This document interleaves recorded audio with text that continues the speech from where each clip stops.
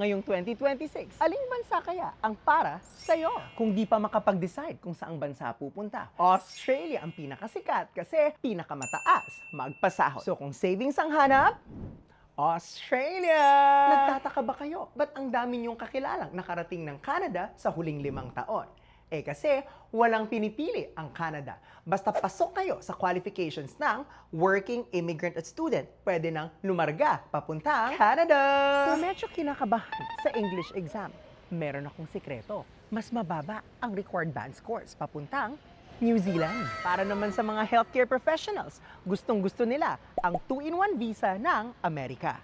Immigrant na, may guaranteed employment pa. Hashtag travel goals ba ang hanap mo? UK ang sagot dyan. Kasi pag nasa UK ka na, madali nang ikutin ang 40 countries ng Europe. Pero kung undecided pa rin kayo, isa lang ang sigurado. Lahat ng 5 bansang nabanggit, nagre-require ng English exam. Kaya, mapa-review man yan or actual examination, isang pangalan lang ang tatandaan. We are 9.09er English.